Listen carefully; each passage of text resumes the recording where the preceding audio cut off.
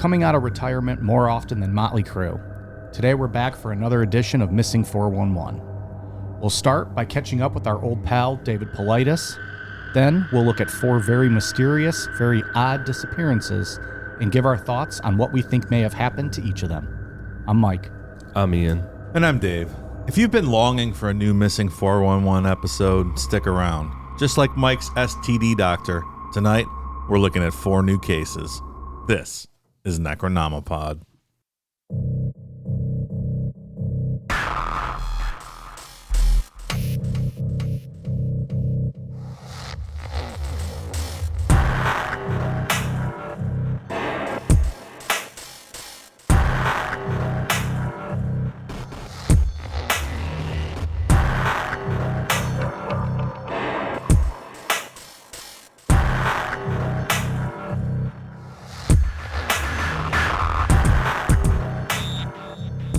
That was a real Declan move you just pulled on us there.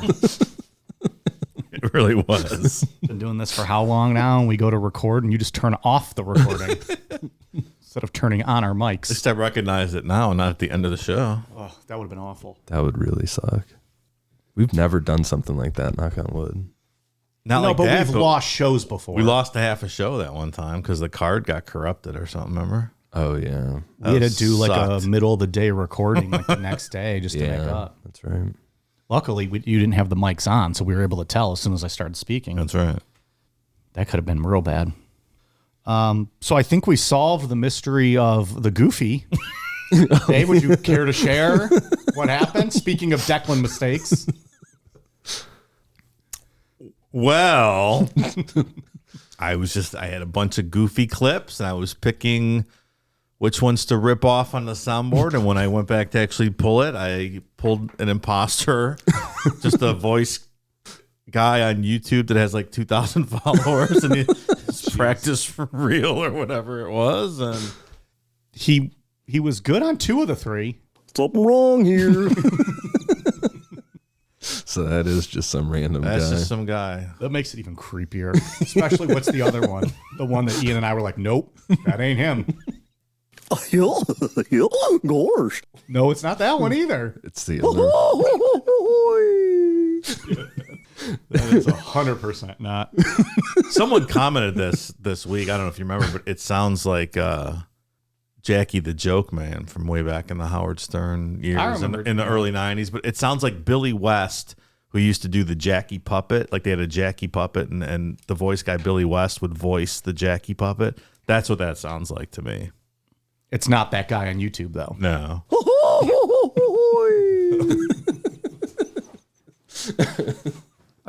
Every time I hear it, I just think of him giving Minnie a facial. That's just all I can think about. So, yeah, my fault. Worked out good, though, I think. I don't know. Call that that clip's a keeper. Happy accident. Something wrong here. I think all 3 are keepers, personally. Of course. Gosh. Of course. I feel like that there's something wrong here. It's going to be a perfect clip for this entire episode. Yeah, no kidding. Is Missing 401 still the number 1 most popular or most downloaded? Oh, absolutely. Yeah. Parts 1 and 2? I can't say for sure. The first one, hands down. Well, this will be the 4th one, right? Yeah. Yeah. The final truth. Yeah. The final deletion. Turns out I found a good source of information for these. Oh. So there might be 100 more. Yeah, people keep disappearing. And they do. The one place we're going to talk about tonight, I can't remember which one. Maybe I'll remember later on in the episode. But they said on average 5 to 10 people go missing a year. Is that Yosemite? Maybe. That's the one you said is the most popular, I think, in the notes for going missing. Yeah, 5 to 10 people a year. They're not. They always don't die or are never seen again, but still, Well, a couple of them are. like Carrie Stainer was killing people in Yosemite, right? We just talked about that guy on Patreon. Yeah. There was one that I came across when I was reading. I decided to save it for next time. The guy was actually suspected as being a Israel Keys victim for a brief bit of time because he always wandered around in national forests looking for victims. We've talked about him before on these Missing 411s, haven't we? Or maybe on the Israel Keys episode, we mentioned something I remember there was a tie with some serial killer with some of the missing people. Because he would hide those kill kits in national parks. That's right. And he was everywhere, so you couldn't rule it out. Right. Yeah, he had been all over the country. Mm-hmm. I was down in Hocking Hills this past weekend. I'll be there in a few weekends. Really? How about that? Did you leave a kill kit for me? We'll talk about that off air. Shh. Kayfabe. Sorry. I got the coordinates. I'm going to put them in a carrier pigeon and send it to you. And by kill kit, I mean, it's just a Playboy we both come on. We just go in the woods and jerk off onto it. I hide it for the next guy. Right. That's not opening yourself up to DNA evidence and some unsolved murder. Not at all. That's an innocent Playboy book. Come on. But we were hiking around this place called the Rock House down there. And it's like the one true cave down in Hocking Hills. And there's places you can climb in. I'm not doing that. But I was standing in this one spot, and it sounds like people are inside the cave talking. You can't make out a language. I think it's just doves that are in there that make it sound like that, but it was super creepy. It's very creepy. It sounded like people. It's No enough one to was not around. wanna We were the fuck only around people with. there. Yeah. It was real early in the morning. No one else was around. But it sounds like deep in the cave, there's people talking. Nope. Did you go to Old Man Cave or Old Man's Cave? Not this time. I did not. I wouldn't go in a cave even if there weren't noises. I just don't like the idea of being like in there and like I get claustrophobic and you don't want something to like close up or collapse. But you see those cave explorers and they're, wedging themselves in these crevices. I see those videos online insane? and I start losing my breath watching them. 100% right. Like there's these things like you're like, how does a human fit in that? And they're just crawling right through. Like I'm like, squeezing their shoulders together and stuff. Like, I'm like, are you not thinking of an escape plan here? Like, you have to get out. There's a guy that died like that, a famous case years ago, and they couldn't get him out. He's stuck. There was no way to come back out. And Hope it was worth they it, talked to him, and he just expired eventually. But what a horrible way to go. Yeah. I guess you have to know the risks, right? I mean, every time you do it, probably there's a solid chance something really bad could happen. Or be dumb enough to not know him and not care. That is not for me. No, there was something I was watching years ago, something like one of those Animal Planet shows or something, where they were doing cave diving, and this dude was like swimming under this whole thing, and it was like if he got stuck for X amount of time, like it would be real quick, he would die. Yeah, no fucking way. I was on a cruise a couple weeks ago, and you know how small the bathroom was? Like that was that was claustrophobic for me. Imagine being in a cave. Is a cruise bathroom even smaller than an airplane bathroom? No, not like that, but still pretty small. Sure. Objectively speaking. I don't like airplane ones. Like when my shoulders touch that's both horrible. walls. The hell out of here. You can't bang in there. How do you do it? Well, you can. Oh, you can. Got to get real intimate. Your fucking parts of her that you didn't even know existed. Is that right? Like, I don't know what crevice this is, but I'm going with it. It's sweaty enough. It's lubricated. Oh man. You bake bread with the yeast after you're done. Right, collecting in that full. Right there in the little bathroom sink. Got to hold the little button, get the water to shoot out. Something wrong here. Very much is. All right. Well, what's going on in the world of missing people? Who better to check in with? David Politis. Right. I thought you were going to say Ian. Well, him as well, but he gives us the politest information. So just do a recap. David Politis, he's pulled thousands of cases over the years, and he only focuses on ones that are completely unexplained. If any sign of drowning or animal attack, foul play, suicide, he'll just completely avoid those. The last time we did this, he had about 2,000 unexplained cases that he noted similarities, patterns, details that defy logic, and I'm sure that number is a lot higher now. Is this new source that you just referenced earlier, is it through him or is it an outside source? No, it's outside of him. Because he seemed to shit the bed a little bit the last time with the last couple documentaries. He did. Or at least the last one. The UFO one was not good. Yeah. It was It seems like it felt like he ran out of source material himself, and he's like, all right, I got to stretch this into one more movie. Yeah. He talks about that Zygmunt, I can't remember his name. Zygmunt Adamski, I think. That guy that went missing, and he just like wound up on the top of a coal, like a big pile of coal, and he was completely clean. Like there's no reason why he should have gotten there. That's a creepy case. I don't think it's missing 411, but there's people that talk about it being UFO related, maybe. Okay. But it's not really a missing 411 case. That's where I think He's trying to branch out. Yeah. He had some people on there making wild claims about UFO, like seeing aliens and stuff. I'm like, I don't know if this happened or not. So some of the things that he looks for, the body's been found in an area that had been searched before. The search dogs behave strangely.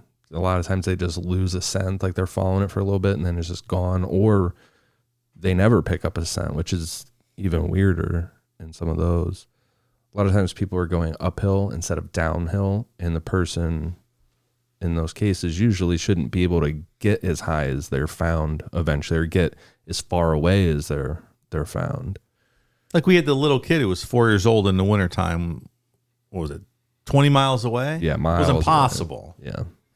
Sometimes their clothes are found to be in perfect condition. There was another case, but we talked about with the little kid, and his shoes were perfectly fine. There were no drag marks on them, and they were found years later. And no way for him to get up that high. Right. Even if he did, your shoes would show signs of that. I think it was a cougar was the explanation for that one, and his shoes didn't have any drag marks or anything on them. So, and his shoes would have had to been indoors for that. They obviously weren't sitting out in the elements that long. So how do you explain that? A lot of times, if the person is found alive, they have no memory of what happened. We had a case like that last time we talked about. The guy up in Michigan. Was it Michigan? The guy that was hiking and over by Lake Michigan, and he woke up 9 months later in Massachusetts at his aunt's house or something crazy. Yeah. We had questions about that, though. That guy might have been like kayfabing something there and did something for 9 months. He swears up and down. Was that a missing 411? I remember us talking about it. Maybe. Yeah, it's from the 70s. Like, it was way back. Yeah, that's a really weird one. Mm-hmm. There was also that one where that little girl was found in the Devil's Den, like this little cave area, and she had no memory of how she survived for a week. A lot of bodies of water people are found by. Search and rescue planes or helicopters have malfunctions, or there's always a weather thing that happens. Something that just seems like fate interrupting with the searches. I don't know if this number is still accurate, but David says that the blanket theory that cougar attacks are the reason for most of these disappearances, or mountain lions, whatever. There's only 27 documented fatal cases in North America in the past 100 years. That's not that many. You talked about David kind of shitting the bed with his last UFO documentary. It wasn't good. I think you need to bring up the fact that David is an avid Bigfoot believer. Like a Bigfoot believer to a fault.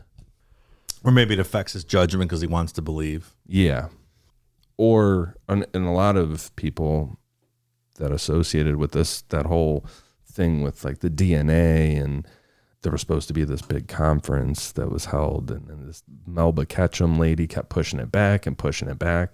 I don't know what David's involvement was, but he's very high up in that organization. I think some of those people are willing to fake evidence to get their point across and get the media or the world's attention on Bigfoot. By any means necessary. Right. Like a cop who's willing to plant evidence on someone they know to be guilty. Yeah. The ends justify the means, if you will.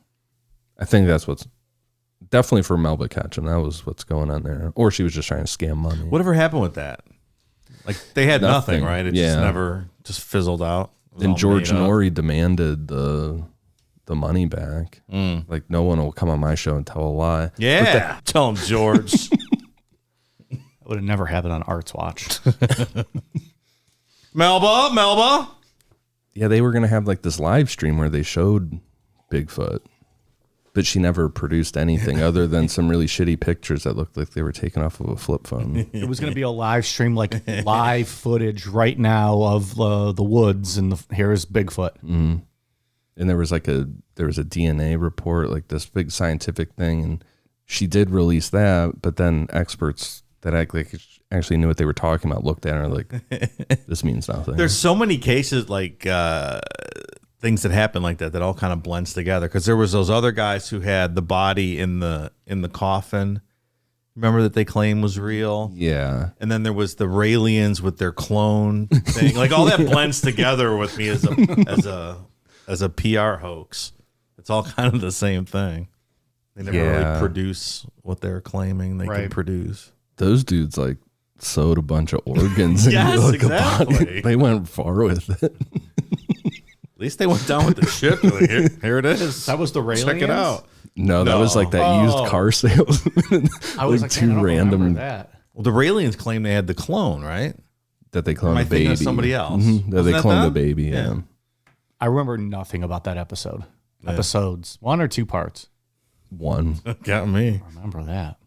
Yeah, they did that during like the boom of cloning, where it was like Dolly the pig, like back when all that was going on. Yeah, and people are like, having this religious debate over if it's okay to clone or not, and then what? We cloned a baby.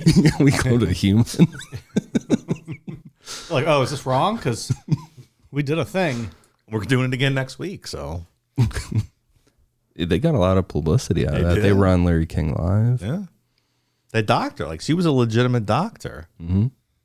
Those were fun people, those Raelians. They weren't really hurting anyone. Yeah, they're just doing their own thing. Just made some claims. If they want to clone babies, let them. It's not bothering you. Clone and let clone. That's what I always say. he always says that. So we'll get to the first case. On Friday, August 20th, 2004, Kevin Bradley woke up his son Garrett around 8 a.m. to continue the Boy Scout camping trip that they were on. They were camping with 18 other scouts and 7 adults. The group had gotten to the Uinta Mountains in Utah the day before the 19th and were planning to leave on the 21st. The morning of the 20th was designated for fishing, so the group headed to Kubrant Lake. So 12-year-old kid with dad, bunch of other scouts, probably feeling pretty safe. You're in a safe spot. Nothing to worry about. Yeah. No danger. Nothing seems wrong here. Nothing. Goofy. Settle your tea kettle. Garrett kind of fell into the water while fishing. He had gotten his shoes, socks, and pants soaked. Garrett wanted to go back to camp and change into dry clothes, and his father, Kevin, didn't see any issue with it. They had camped in this spot before, and the campsite was 150 feet away. Kevin kept his eye on Garrett as he was walking the trail back to the campsite, and how this was laid out is that you could see the entire trail right up until the campsite. The campsite was just behind this little bend out of view. After 20 minutes, Kevin got a little worried because it shouldn't take that long to change clothes and walk back, so he headed up to the camp, but Garrett was nowhere to be found. It's a very short distance, 150 feet, half a football field, if you will. He said he had his eyes on him the whole time until he turned the little bend to the campsite. Was the campsite empty? Were all of the other scouts down fishing? I don't know for sure. Mm-hmm. But we don't have any reports that someone saw him up there. Yeah, I'm just thinking if the whole campsite was empty and everyone else was down fishing, it's easier for maybe a stranger to be wandering around. Michael Jackson to be hiding in a tent or something. Nobody said any words. Booty hole, booty hole, booty hole.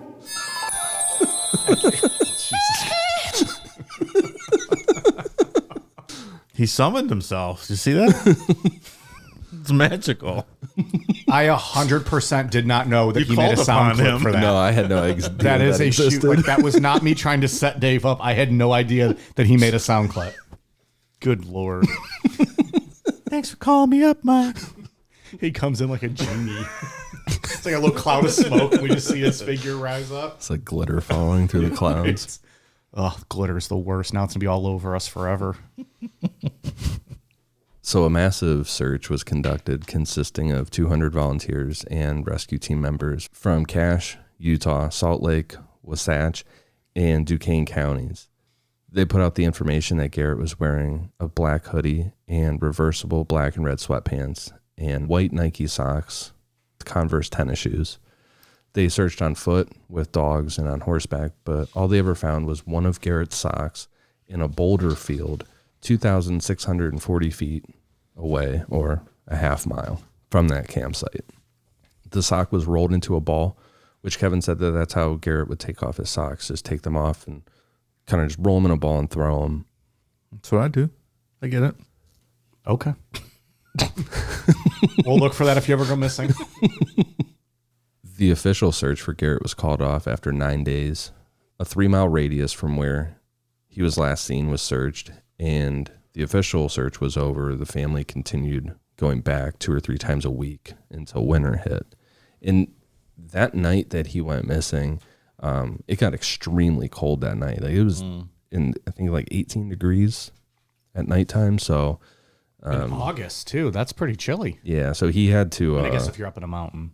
So he wouldn't have survived very long if he was just wandering around out in the woods. But that doesn't make sense. If he was only 150 feet away, to have one of his socks end up a half mile away. Police never found any evidence that Garrett had been abducted, and they never found signs of an attack from a grizzly bear or a mountain lion.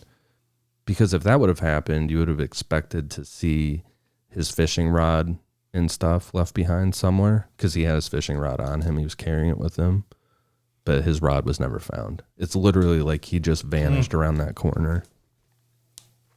You know, these stories always take on that spooky, creepy feeling like there might be feral people or underground societies or whatever it is operating in these national parks.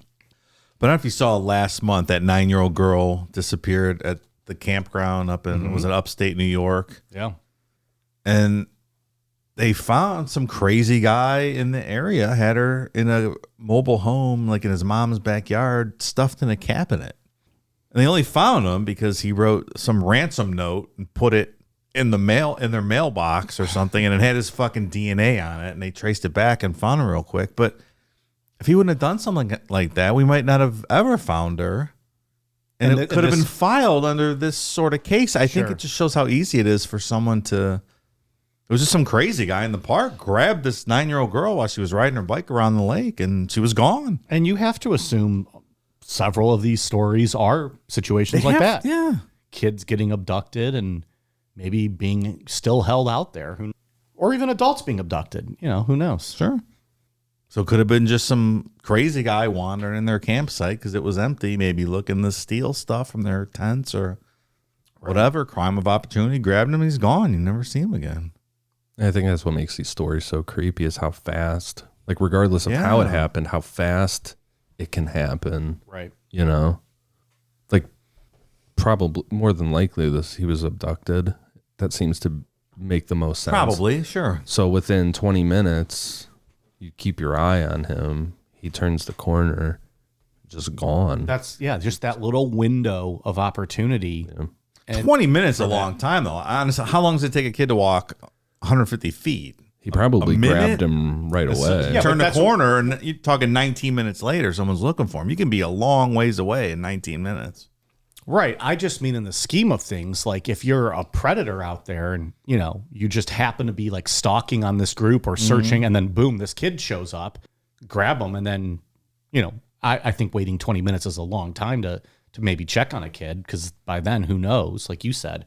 Yeah. But it's a 12-year-old boy. You don't necessarily think you need to worry about a 12-year-old boy at a campsite, right? I wouldn't cross your mind like that. I would say go just grab it real quick and be back. Yeah. 5-year-old girl, sure. 12-year-old boy, maybe not as much. I don't know how the sock got to the other area half a mile away, though. Balled up like it was taken off. Yeah. That's weird. Maybe it was misdirection. Maybe the kid wandered off by himself. Maybe the kids had cigarettes and he wanted to go be cool and smoke. It could be anything. That's the thing with these. And then maybe he fell in the lake by himself. It's just endless possibilities. I think it's more interesting when you think about a pack of feral people. Well, then it's just running extra around, scary. kidnapping people. Scary. It makes it terrifying, yeah, but that's not always what happens, No. if at all. I mean, there's people out there that completely refute this whole phenomena. Just like we don't believe in ghosts and stuff. There's people that have put forth evidence like, no, David Place is full of shit. Yeah, of course, sure. Yeah. So, and I don't know one way or another, but But is David Paulides with all of these making any observations or conclusions? Or is he just saying, we have no idea. These are terrifying open cases that have never been solved. Like, I don't know why he would get heat for that. I don't know. I feel like that UFO one, he got pretty close to like putting down an answer. So maybe for some he is, but I don't think he's doing that for all of these to warrant being attacked, I guess. No, I think overlaying over the national park maps with a map of missing people is an interesting angle.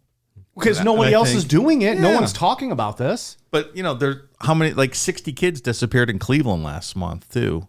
Something very strange is going on. It's not in a park, but it's just as strange. But wasn't there also something in the last one where like there was a few cases where like the FBI got involved, like searching, and like we never found out quite why. For some of these they're coming in, for others they're not. Yeah, there was one that they brought in like Green Berets and stuff. It was really weird. The Smoky Mountain ones, yeah. It's weird for sure. Is it a cover-up? What is it? No, really, I want you to tell me what it is, okay. Ian. I have to know. We want answers. We were promised. Don't look away from me, motherfucker. I was told there'd be answers here tonight. So never seen again. Nope, just that sock. That was it.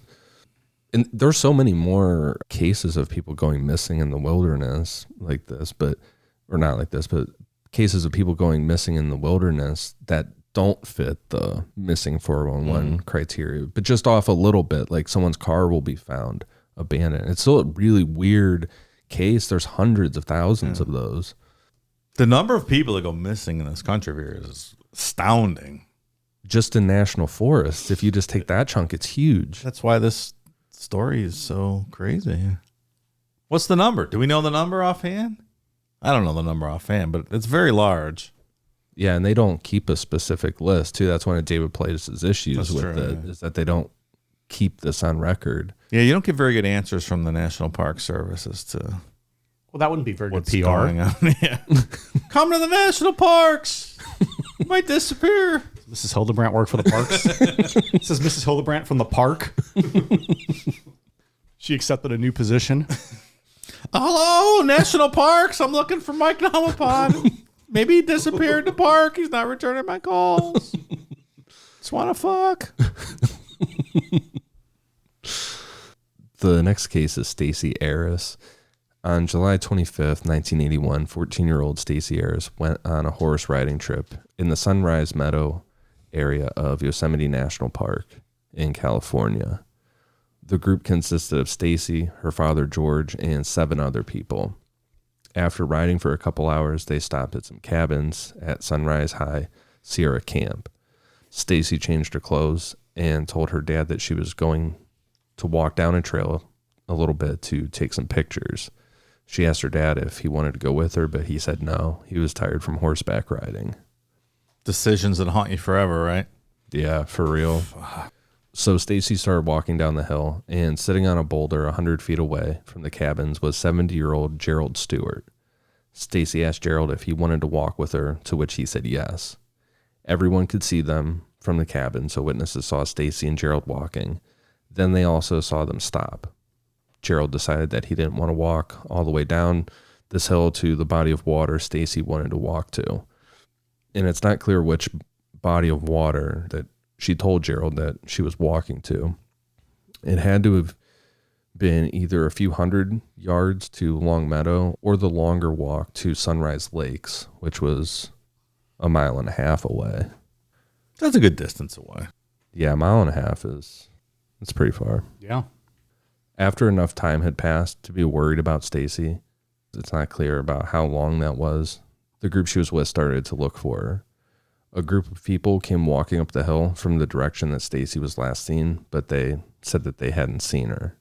At that point, search and rescue was notified and an official search for Stacy was started. A massive search consisting of 150 people, including the Mountain Rescue Association, tracking dogs, and 3 helicopters, covered a 5 square mile area where Stacy was last seen, and the bodies of water where she would have been walking towards. The only thing that was ever found was a lens cap from Stacy's camera, and it was just inside the tree line from where she walked out of sight from the people she was with. Oh, man. So another one right around that bend, out of eyesight, gone, and her lens of the camera's just sitting there. Was someone waiting right around the corner? Out of sight? And so is the implication then that someone left the lens after the search? Or they just missed it. I mean, they probably just missed it. But in a lot of these, we're going to talk about things show up in places that were well searched. That's true. That can't be a coincidence. That's part of the phenomena. Yeah. Which I do think that there's probably sometimes that people miss things, but Sure, I think that can happen. It's not always professional searchers combing the area, so. Right. But it just seems to happen more often than it should in these situations. I think we'll talk about it. There's remains found in an area that had been searched. So were they searched poorly, or did someone come back around after the fact? Sure. I mean, is it Barney Fife out there just with his little flashlight? Like, look, nothing. Andy, this area's clear. I guess the variable here is how long they waited to call. And it doesn't appear to be in the records of what happened. yeah. How long until someone worried? Like if she was hiking 1.5 miles away to take pictures at a lake, maybe they waited. Maybe they waited an hour. Yeah, because she's going to be gone a while. Yeah. If it was me walking 1.5 miles, you'd wait 2 days. You'd be like, he'll get there eventually. The other thing that's really scary about all these cases is that they happen in the daytime. Not many of these happen at night. Yeah. You'd think night would be easier to abduct somebody, scare, But there are also people probably aren't wandering as much at night, right? They're not leaving their pack, their group, their camping site. It's true. And it never seems to be a solo hiker on a trail somewhere for the most part, which there's a lot of. A lot of people are out there hiking by themselves. It's always a group of people, and it's just when they're out of sight. Like he walked ahead and he was just over the ridge and then he was gone. Yeah. They're always like that. Yeah, when I was looking for new cases, I found a lot where they were solo hikers, but they just didn't fit this criteria because they had a cell phone on them or something, and they're creepy, sad disappearances, But they just, there's a lot where people had their cell phones and they're like trying to text people. It's kind of scary. Makes you not want to hike at all, or just stay on the fucking trail and don't try to do anything. Go into business for yourself. I mean, there's a lot of reasons why I choose not to hike, but this certainly doesn't help the cause for it. So never seen again. No, gone. Just that lens of her camera. Yeah, I mean, broad daylight, and your mind goes to, it would be completely far-fetched and probably didn't happen, but it's creepy to think about. If you could just walk through one of those window areas John Keel talked about. Yeah, sure. Like how they come through to this side, where you just accidentally walk through a spot. Can't you're just get back. Gone. Then where the fuck It are doesn't you? make less sense than anything else. Like, who the fuck knows? That's right. Yeah, but then where are you? Like, what are you showing up in? It's like Hellraiser, where there's that big diamond spinning in the sky. Like that's just a whole different universe. What would shock you more? A wormhole like that opens up to another dimension, or feral people are running around our country abducting and murdering people? Like, which is more The terrifying? wormhole would shock me more. Like that, I would be more surprised. Yeah. The feral people is more believable. What would scare me more? I think the feral people. I think so. Because at least with the wormhole, you don't know. Like maybe it's guess. Candyland on the other side. Like you don't fucking know.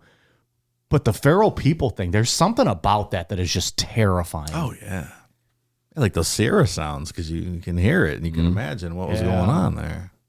But being able to walk, just being the thought of being out hiking and you walk through a wormhole to another dimension, you can't get back. Yeah. That's pretty fucking scary too. Either way, you're fucked. Yeah. Oh, you're fucked. I would take my chances in the wormhole. Yeah. Yeah. At least it might be cool on the other side. Against feral people, you mean? Yeah, being eaten by feral people. Yeah. I wouldn't like that. Yeah, because no one's ever come back from a feral people abduction. Right? Like, we haven't heard any of those stories. Like, hey, guess what the fuck happened to me? I killed all of them, though. I'm back. Right. They were some bitch-ass motherfuckers. The only story that I've ever heard of feral people, besides the Sierra Sounds, and some people think that those are Bigfoot talking, whatever, but Which doesn't make it less scary. right, yeah, it's still scary. That would still be terrifying. That guy that said he was up in a hunting, like in a deer spotting thing or whatever, up in a tree, and thought a deer was coming out, so he had his rifle, and then out stepped what he thought was Bigfoot at first. Yeah. And then he's, got his scope on the face and he realized that it wasn't Bigfoot. It was just a feral person, like a fucking caveman type person. That was a good one, too. And then he said another one came out of the woods like they were calling to each other. I don't know which is scarier, being up in the box or being in. Were they in a tent or a van? The Sierra Sounds. They were in this makeshift thing inside of a tree, like a hollowed out tree or something. Like another one of those Is that the hunting one that stands. people say is fake? That we've played the clips we played a few times where they're like mocking, like shouting back to them. Because the guy's interjecting and trying to copy him. It's Yeah. like, Which is just ridiculous. just edit that part out. Yeah, because it makes it. I mean, I think I'd rather be the guy in the tree. One, because he's not mocking them. Two, they haven't spotted you yet. So shut the fuck up. And maybe they'll just keep walking away. Is there a picture of that? No, this was just this guy's story. I can't remember. I want to And say you're that not the going guy to was. shoot him because you're thinking, well, that's murder. That's what right? he said, right? Mhm. He said it was too human. He didn't know if he should shoot it or not. That was the, I think I told you guys, I can't remember if it was on air or not. I was listening to some old Art Bells and there was a guy called in, like a former military guy, a vet. He was with two buddies hunting at night and they shot this was like back in the 70s and he was calling Art and talking about how they shot a man and a woman Bigfoot and they buried the bodies because they were terrified at the time, but they were like, this could be murder. And so he was like, it was one of those, like he told Art, like, I did it. I could send you the coordinates off air, but I need to guarantee that I'll get legal counsel and this and that. And then the whole show was about people calling in, breaking down this guy's entire story. Like hunters, like, well, he said he used this gun and it was at this angle. Right. So, but it was that same kind of thing. But except they did shoot the things, and he's like, and we buried them, and all agreed. And he said he only called because the other two guys had since passed away, so he was the only one left alive. But he's like, I could tell you where these bodies are buried. Now, this was back in '96. I don't think anything ever came of it. Yeah, we never heard anything. That's weird. Yeah. It was supposed to be an open line show, and I was really hoping to get some calls for our Ghost to Ghost Right. Art Bell coming later this month, patreon.com. That sounds very familiar. But like most of the calls ended up just being about this guy's call, and I was like, we can't use any of this. Of course, I listened to the entire thing. Of course. Course.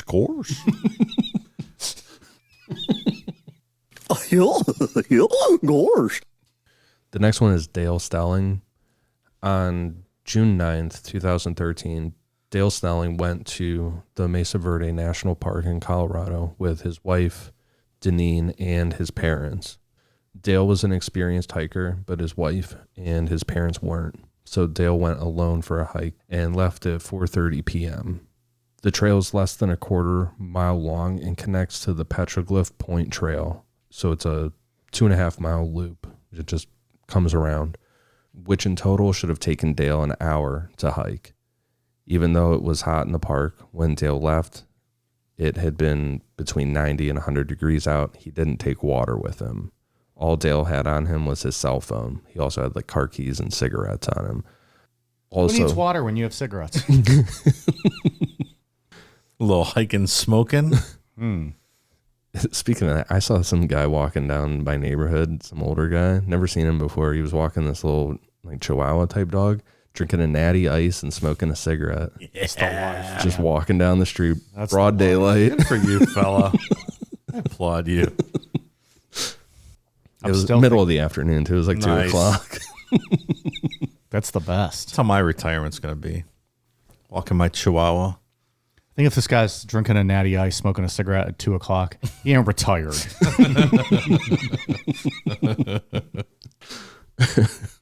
There were also witnesses on the trail that spoke to Dale, but Dale never made it back to his family.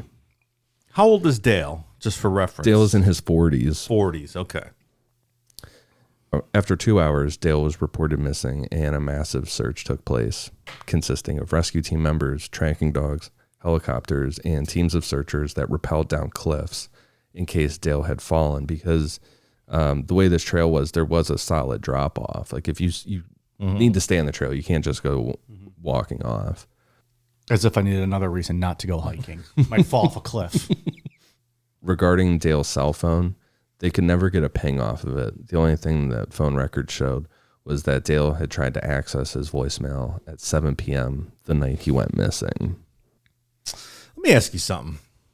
How come all these disappearances inside the park, they immediately get hundreds of searchers, overhead helicopter search support, all this stuff, but we talk about, missing 10-year-olds and the cops are like, he probably ran away. Why don't you come back on Tuesday and maybe we'll talk about looking for him if we feel like it.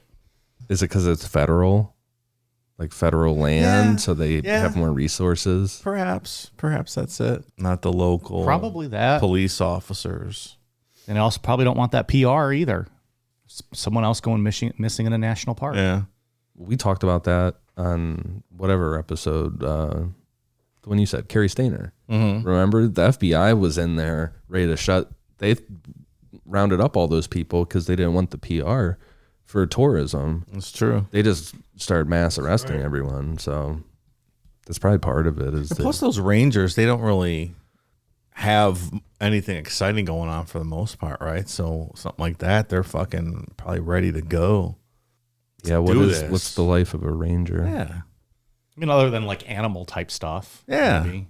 I mean, I don't Or want like to say simple rescue, like not simple, but rescue type stuff. If yeah, someone, right. Maybe they're just broken sitting around leg or something. Yeah, they're normally just sitting around passing out pamphlets, giving like explanations and stuff. So this, I don't want to say it's exciting, but You're not going to see Law and They're Order going. State Park Sheriff. yeah, right. Yeah. So when something like this happens, they want to go for it. They get hard-ons for justice. We all do, Mike. We all do. I like a good injustice every now and then, too. Oh, don't be fooled. I like a good injustice. When it's not me, of course. I like when someone else gets wrong. Yeah, I bet you do, fella. Especially if you're doing the wrong end. Well, no comment. You sure about that? A writer and avid hiker, Jody Peterson, was one of the witnesses that had an encounter with Dale. Later on, she wrote in part, quote, After an hour of walking, I suddenly heard a weary male voice call, "I need some help." I thought of the missing hiker. Perhaps after visiting Spruce Tree House, he'd attempted this trail and run into trouble. I called out several times but got no response. I thought about going off trail to look, but figured I'd become victim number 2 if I tried to scramble down those ledges and cliffs. My cell phone had no signal. I hiked back down the trail as fast as I could, and when I found the chief ranger, I told them what I'd heard. Relief washed over his face as another staffer said, "We thought we heard a call for help in that area yesterday." They quickly began planning to bring in dogs and more searchers. I left the ranger station and stood looking at the opposite side of the canyon where I'd heard the call. I said a silent prayer.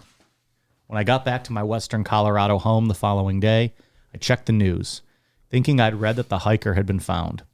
Instead, I learned that Mitchell Dale Stelling was still missing, and now 70 people were looking for him. What's going on here? It wasn't just an encounter. I think you heard someone calling for help, and you. I'm not sure what to make of this. I understand not going down if it was unsafe terrain. And so I think she That's did the fair. right thing. That's She fair. hustled. She told the Rangers, but then the Rangers got there and saw nothing. But it sounds like she was hiking in the middle of when the search was taking place because she already knew he was missing, right? Do you not? That's what. But by the way she says it, it makes it sound like she knew there was a missing hiker. Do you not maybe stand in place exactly where you hear it and try to get the attention of? But if no one's around and you have no cell service, I don't know what you do. I don't know. And she didn't. She say she called back but didn't hear anything. So maybe she's thinking, am I hearing things? He's not answering me. So they confirmed they heard, or what they thought they heard, the same sort of thing In the same the area. day before, though. So what happened? Did they go look for the guy in the spot and they never found anything? I'm assuming it was the same thing. Maybe they called out and didn't hear a response, and then we're like, maybe not. I don't know why you wouldn't still go check. Yeah, it's not like Marco Polo. Marco, oh, we don't hear Polo. There must be no one here. Like, I understand her not maybe taking that risk to go look, but what the hell were they Sure. doing? Yeah. I mean, it seems like a double confirmation in one area that that's where the guy probably was. Unless Barney Fife was running his mouth and he shouldn't have been running his mouth. They're like, hey, shut up about what we heard. I don't have to do paperwork. It's a weird little part of this story. Yeah. And especially because she was on the trail and heard this. And we're going to talk about in a second how far away his stuff was found. It's very strange. This usually doesn't happen. No one usually has contact after the Right. person goes missing. Could this have been a completely another person who had fallen and just gotten hurt and maybe was in and out of consciousness? Anything's possible. Guess we'll never know. I've fallen and I can't get up. Every time someone says that they fall, my mind immediately goes to that commercial. Or where's the beef? Where's the beef?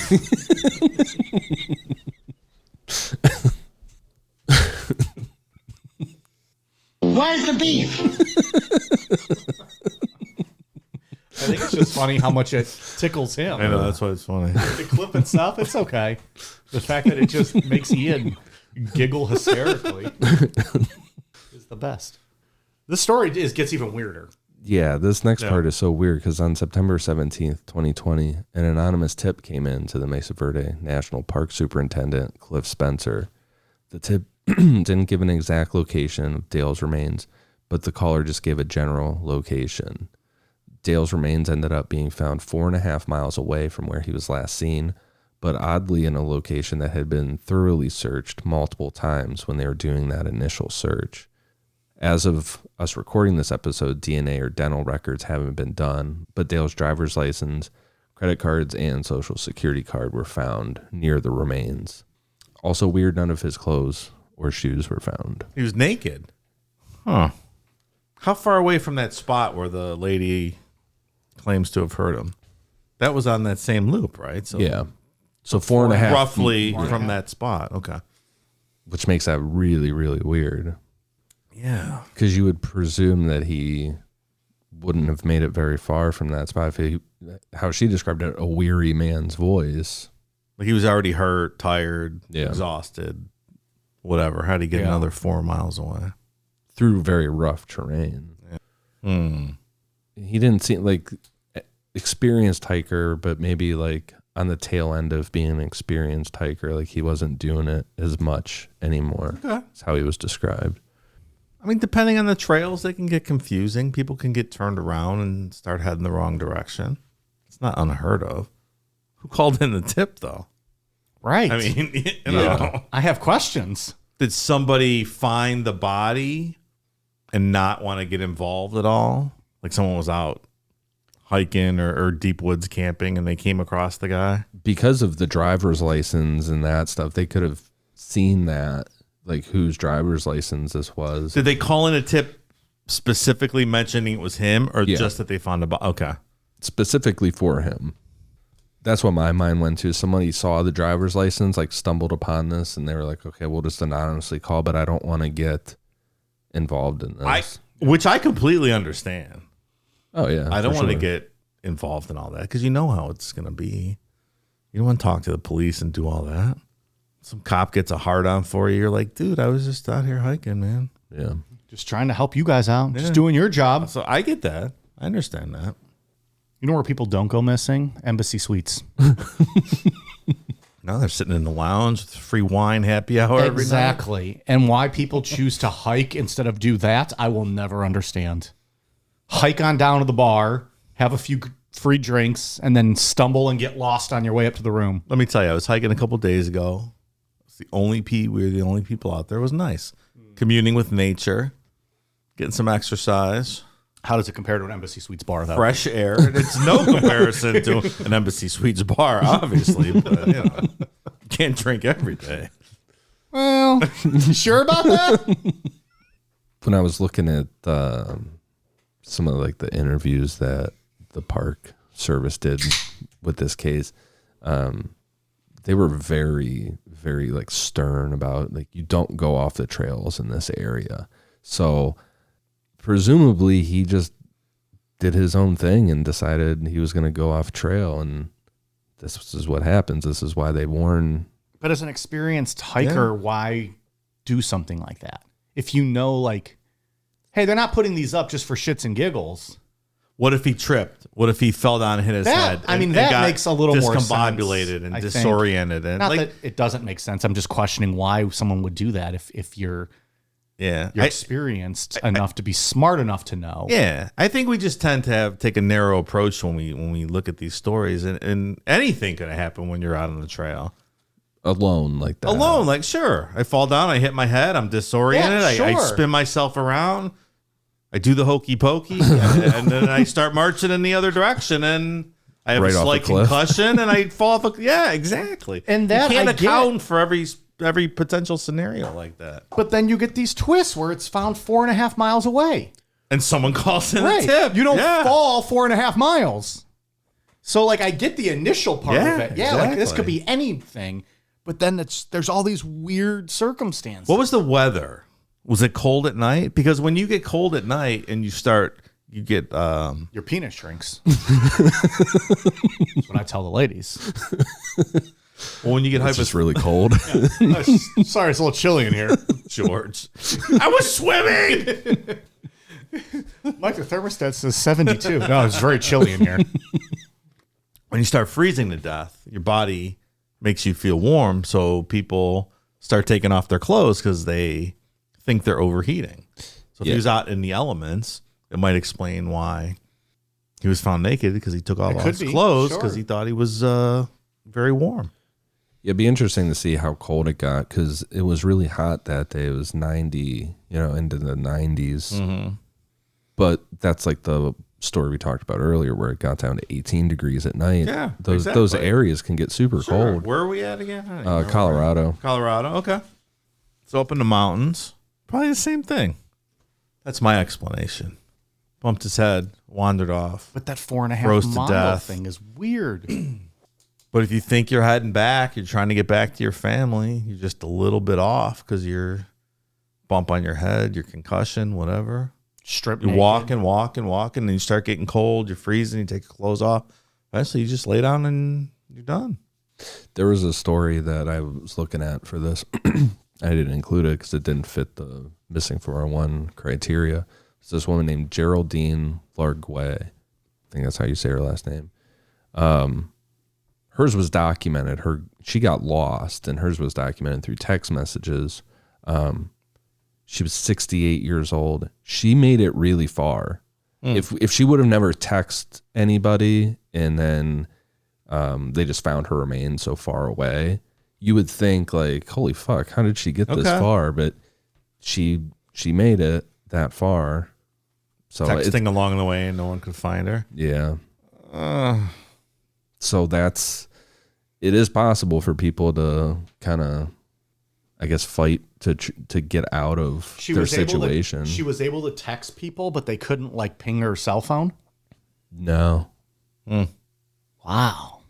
When survival mode kicks in, man, You just start going. human spirit, yeah, the will to live. Yeah, the bummer about hers was she was 60 yards, I think, from civilization. Oh, she just my didn't God. realize it. Like when she died. Mm-hmm. Oh, Like she had a camp set up that seemed like she was trying to just, to make it, whatever. And she set up that camp, and Jeez. what's that M. Night Shyamalan movie, The Village? The village. Where like they're right outside of civilization, but just They're like in the Philadelphia Zoo or something. is that what it is? Something like that? I've seen the movie one time. Yeah. Yeah. That was good. That's a good story. I always feel like his movies are almost always like American Horror Story seasons. Like there's a good premise, but it always just kind of pans out and you're like, it didn't really go as well as I thought it was going to go. Like there was a lot of potential and then it just was like, womp womp. Yeah. there was Lot of one that times. was like a beach one where you got older super fast. I've never watched that. Is it good? Yeah, it was all right. Like you said, good premise, just not. That's what happens well in every executed. movie. Yeah. The Sixth Sense was amazing, but then after that, it's like, Yeah, that was the last really good one, oh right? yeah, I think it's the only. I good think one. I saw that. I saw The Village, and I saw, what was the Mel Gibson one? Signs.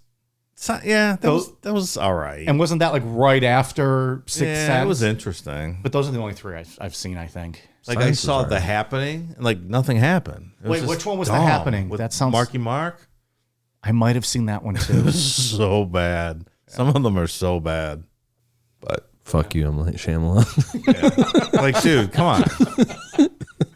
You're trying too hard, man. You're not going to repeat Sixth Sense. You're just not. Maybe he should just come up with the ideas and then let somebody else take over with the entire story. Be the idea guy. Big picture. Maybe so. Let someone else get in the weeds on that one. You give him a call? Have Declan give him a call and let him know. Can you send him an email? We decided here. mshyamalan@yahoo. I don't know how to spell it. You're going to have to Google it. GOOGLE.com. You fucking idiot. That guy. He likes S. Jeeves. He still misses that. He goes in the Wayback Machine. There's no new information on it past 2005 because it's on the way back. He thinks George Bush is president still. Fool me once. On June 19th, 2015, 44-year-old Janet Casheron disappeared from a camping trip in the Chiricahua Mountains in southern Arizona with her parents, Eduardo and Lydia Casheron. Janet had suffered a serious head injury in 1988 when she was 18, which caused her to have memory issues and partial blindness. So it was considered a disability. Her parents, helped her out in life. I think partial blindness is a disability. Yeah, for sure. Can't be easy. In the memory issues, it seemed like it was led to some intellectual issues too. The head makes injury. sense. Yeah. Janet and her parents left for Rustlers Park on June 18th, and that night they stopped their motorhome to sleep in a church parking lot. The next morning, they ate breakfast at an IHOP and then continued their drive to Rustler Park. It's International House of Pancakes. Thanks. Yeah, in case people didn't know. What are your thoughts on that? I knew you were going to intervene when the IHOP was mentioned. Keyword alert. I've only been a few times. I'm not a big pancake or like French toast or waffle guy, and that's kind of their Neither. gimmick. So, like, I don't know. I think the few times I went, it's like, well, where's the omelet section? Like, I just go for that. Yeah, I've only been there once or twice too. It seems like people get excited, like they'll have like a cheesecake French toast or something, but I can't do like sweets like that for breakfast. I've never been like pancakes. Oh, it's just not my Want thing. some eggs and sausage. Right. Sausage. I like French toast. Do you? What are your thoughts on IHOP then? Have you been? I've only been there once. I don't think we I don't have a remember. ton of them around us. I couldn't even tell you where one's at. In Brooklyn, is there one? Over there, like off Tiedemann? There used to be. I think that's the one that I went to. Maybe I'm just making that up. I don't know, though. I feel like I went to one over there. Yeah, not You for got me. fucking Denny's on every corner, but you can't get an IHOP anywhere. I don't go to Denny's either, though. So honestly, who am I kidding? I'm not really eating breakfast ever. But like even the I've never been on that McGriddle craze. Like it's like it's not I do like McGriddle. like they're not bad. Like I would absolutely eat one, but it's not my go-to. Oh, they're I just pretty don't fucking like good. because it's a fucking pancake. They're all right. I had one for the first time not too long ago. I do like the McGriddles. I like the idea of like a little syrup on sausage. So like that sweetness with the savory is good, but I don't necessarily need the pancake. Anyways, It's a fair point. I don't I went through all of that just to say I don't really have any strong feelings on IHOP. I think it'd be funny if they changed their logo though to like the lowercase I, so it's almost like an iPad or an iPhone, but it's just IHOP. I don't know if, Apple might have a problem with that, but Be more marketable. they could just like subtly just become IHOP with the lowercase I, and they're like offering like Apple waffles and Apple pancakes and Apple stuffed French toast. Wasn't there gimmick that you can draw on the table? I could not tell you. Wasn't that a Cracker Barrel thing too? Or am I making that up? I could not tell you. If All I feel like drawing on the table, I draw on the table. I don't really worry about whether it's customary to do so or not. I just take out my Sharpie and I write. Isn't that Fuck you, man. Anarchy. Jesus. Isn't that The Office? Doesn't Kevin draw on a table? I don't know. In one of the episodes, I thought he drew on like a white tablecloth when they like went out to eat somewhere. Maybe I'm making that up. I mean, I do that. Just right on the If wood if they say something, I say, well, if someone would have told me when I got here that this was frowned upon, I maybe I wouldn't have done it. Didn't realize you were a big I gotta doodler. plead ignorance in there. So they ended up getting to their campsite between 1:30 p.m. and 2 p.m. And then her father, Eduardo, cooked dinner around 4. What do you make? I don't know. Come on, Ian. Probably like some beans or something. All right, What do some you eat when you're camping? Ian's like, I have no idea what you eat camping. Beans out of a can? What are they, Jesse James gang in 1867? Ian's like, beans out of a can and whatever you shot or caught that day fishing? Beans. All right, fair enough. Ask 2015. an answer. 2015. They got a big thing of Bush's baked beans they're cooking.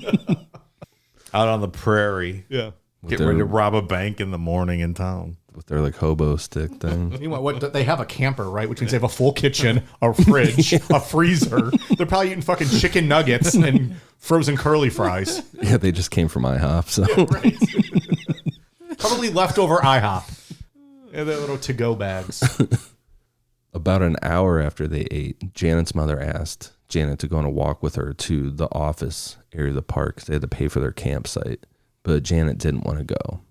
Her father intervened and asked her to walk with her mom, so she agreed. Another one. Janet and her mother then walked about 1,000 feet from their motorhome to the office where Janet deposited the envelope with a check inside. About 300 feet from the office, her mother decided to go to the bathroom while Janet waited outside. When her mother came out of the bathroom, Janet was nowhere to be seen. She thought that Janet must have decided to go back to the camp. Her mother, Lydia, estimated that she was in the bathroom for only a few minutes, so she was super worried when she got back to the motorhome and Janet wasn't there. Janet got the same search and rescue efforts that we've talked about tonight. You know, all the volunteers, rescue team members, search dogs, and helicopters, but it turned up nothing. Bone fragments and a braid of hair were found on August 5th, 2018, so 3 years later, by a hiker, and those were identified as belonging to Janet in September of 2019.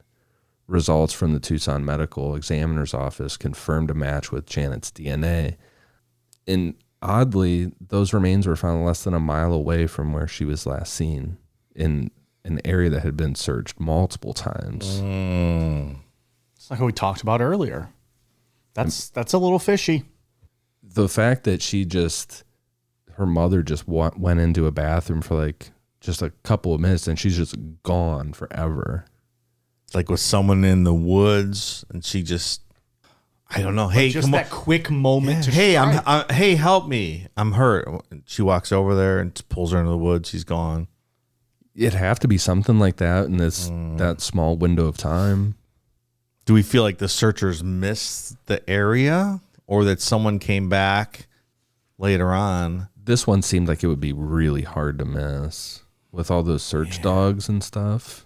Her hair being there. Like, did someone kill her somewhere else and then think, where's the best place to bring her body? I know, where they just searched. They won't be back here again. Right. It just shows you how fast shit can happen. Just a fucking instant. It's like, what, 3 minutes? 5 tops. Tops, yeah. Well, all those Man. beans, maybe she was pooping. 15 minutes. Maybe it was 15 minutes. I hadn't considered the beans. Be careful hiking out there. You just no matter what you're doing anywhere, you just have to be aware all the time. That's the bottom line. And some of these, though, it's so terrifying because we've talked about people hiking in a line and the last person in line just goes missing. Yes. Like, how do you even be aware for that, right? Like, how do you prepare for that? You can't keep your eyes on everybody at all times. Yeah. I don't know. We didn't talk about any of those this time, but like, I think it was one of the last few, maybe one of the earlier episodes we did. There was like a line of people, and the last person just was gone. That's right. No screams, no falls, no animal noises, no scuffle, No scuffle, no kerfuffle. no kerfuffle. Those ones are like feral people are just like can't like blend it in with a Snatch it. tree and they just grab you. Yeah. Like Predator, Yeah, you and can't like- even see. It's invisible. Keep you quiet enough that no one notices. Bottom line, there's inherent danger about leaving your house. Every day you step out your front door. That is true. That's a really scary one. Nowadays, Ian drives me home from here because, I'm only a few houses down the road, but he's going that way. So I just hop in his car. But like, I could just be walking home one night after the show and then I've never seen or heard from again. That's And true. it's just like, well, what happened? That would be like tonight. I saw him walking down the street and I stopped and asked you if you wanted to ride. And you said, no, I want to keep walking. I'm like, all right, I'll see you down there. And then you're just gone. Exactly. Like, what the fuck happened to him in that just brief couple minutes? I was 8 houses away and then I just never made it. Then what would we do? We'd have to see if Just Brew Jared wanted to join the show. You got to do something. Show must go on. Vince McMahon taught me that a long time ago when Owen Hart died and they continued the show. You don't stop for tragedy. Fucking show must go on, pal. You guys helping to search for Mike tonight? No, we got to do a show. He's gone. He's not coming back. Let's be honest. I don't know, man. They're really scary, that last one. Just waiting for your mom outside the shitter. Who knows what happened to her? I know. Could be anything. I just go back to that. When we've done the previous stories, I tended to think, it's plausible with the feral people. But then I was that story I referenced earlier, that 9-year-old girl in upstate New York last month. Just gone immediately. It was just some fucking kook from the neighborhood stuffed her in a cabinet in a trailer. And it's probably a little bit a mix of a lot of things, right? There's the kooks or the perverts that are just abducting people. Maybe there's some feral people action going on. Maybe it's a mix of some are just the everything, yeah. accidents, like you said, someone falling off a cliff and hitting their head, hypothermia, roaming around. And there's not a set answer, obviously. Bottom line, there's people out there that wish to do you harm. So always be aware of your surroundings. Always. You have to be. If you stay inside, you're always aware. Close your blinds at night. You're fine. It's true. Pretty well said. You are not wrong there, yeah. Didn't we have some weirdo in the metro parks not too long ago? No, that was All me. women That were was- that was you hanging out, Hang hanging out in the bushes. Yeah, there's nothing wrong with you. You're not doing He was in anything a wrong. wetsuit in the outhouse down in the shit looking up so he could look at the Oh, bags yeah. when women peed. Maybe that's what I'm thinking of. Is that really what a guy did? Yeah. In Cleveland, right? Yeah, years ago.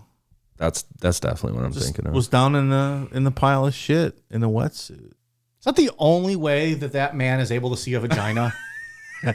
Like, what are you doing? Why are you doing this? How about you just go meet a nice lady at the bar? Something. You could do something better than that. Yeah. You're buying a wetsuit and literally swimming in shit to see a vagina. But then there's other open stories down in the metro parks. Like, what was that, about 5 years ago? A guy and a girl were just sitting on a park bench. Someone shot them both. No trace, no nothing. No one's ever been caught. Broad daylight. Yeah, just stay inside. Nothing will happen. Nothing Might fall good. and hit your head at home, but You'd be all right. Just hit your I fall and I can't get up button. Someone will come. Right. You'll be all right. You know what? As long as you can reach your phone, you still got Wi-Fi. You're not going to lose service. You can send an SOS out. Get yourself a generator just in case. Sure. You're good to go. It's all set. Keep a freezer full of pizza rolls. You're not going to go hungry. Maybe an underground bunker for when the apocalypse comes. I do like watching videos of people that have like those underground bunkers or like tornado shelters and just seeing all the shit they have in there. Some of them are real pimped out. It's like, like man caves and stuff. They're 50 feet underground, too. With air ducts and ventilation and everything. That would be fun. Having your own little bunker down there. No one's going to fuck with you, bother you. Yeah, you can chloroform whoever you want, take them down. Now we're talking. No one's going to find you down there. Until they do, and then you're fucked. That's where all your body's piling up down there. Like it's fucking Gacy's crawl spaces. Just set off the self-explosion detonation and you reset. Start game over. Start again. Player one ready. Wish I had something more fun to talk about now after we just talked about how awful it is to have been alive on this planet. Because it's not good. Not too many good things going on lately, no. Unfortunately, I did not bring any shitty flavored jelly beans for us to try, so we won't be doing any of that. Did you finish those chips? No, I threw those all out. Good choice. They were fun to like try, and they weren't terrible, but like I'm not going to sit there and eat a bag of that. It's not you. Like it's not you. Throw that away. I'll get more next time I go, though. I think they had a few other flavors. They have some that are like legit, like just all in different language. Like I can't even read what it is. I don't know if that's as fun. Wild card. It would be okay, but I would like to know after we tried it. Like translate okay, what it was afterwards. this? What did I just put in my mouth? Hey, ask Jeeves. What does this mean? What did I just ingest into my What did I body? put in my mouth? You just ingested cancer. I wonder if there's a story behind Jeeves. Like, who is Jeeves? I don't know.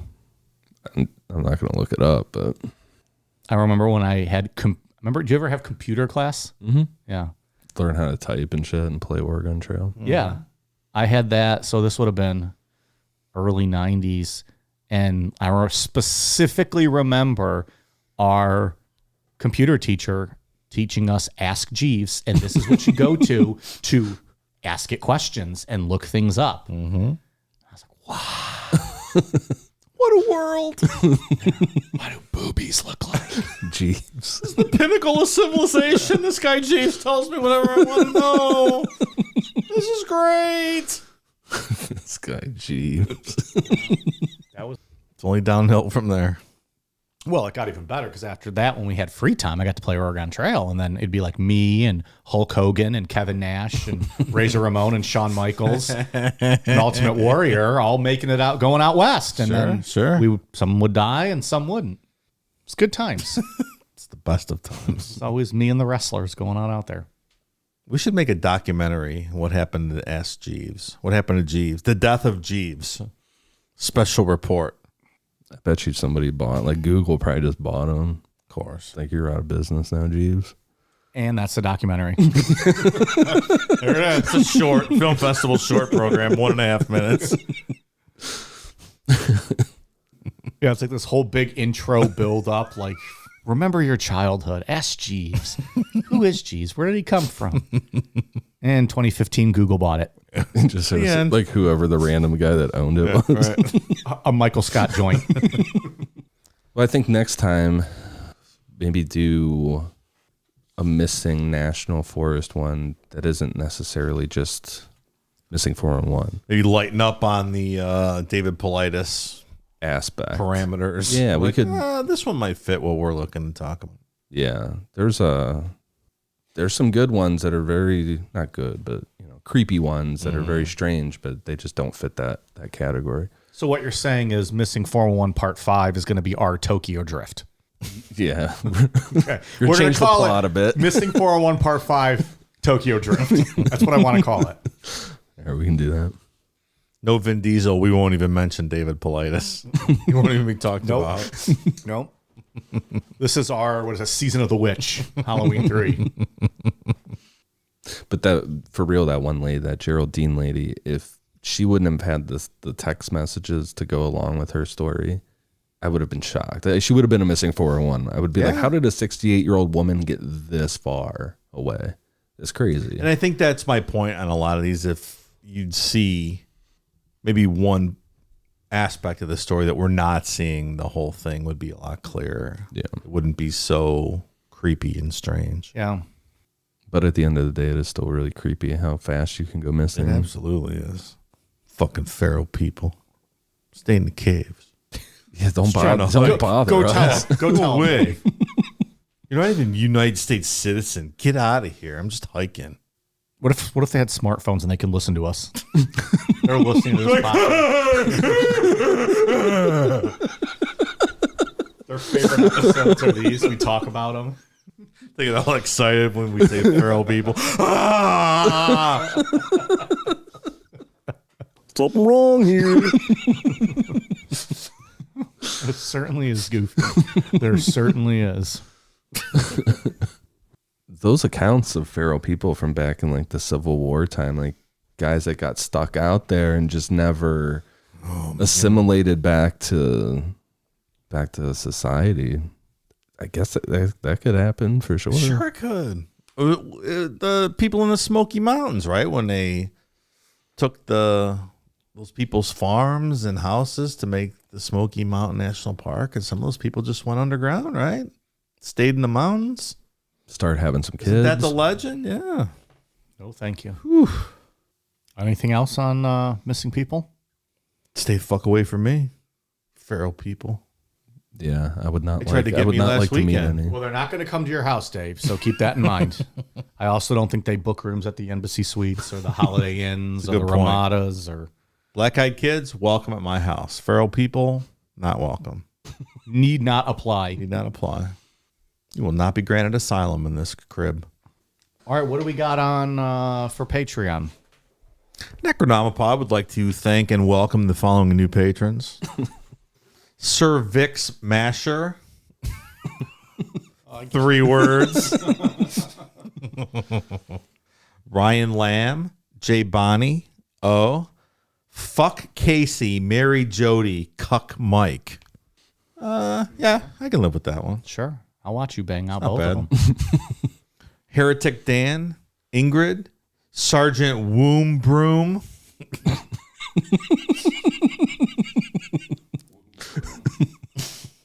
Aaron Rodgers is the GOAT. I don't think that's true.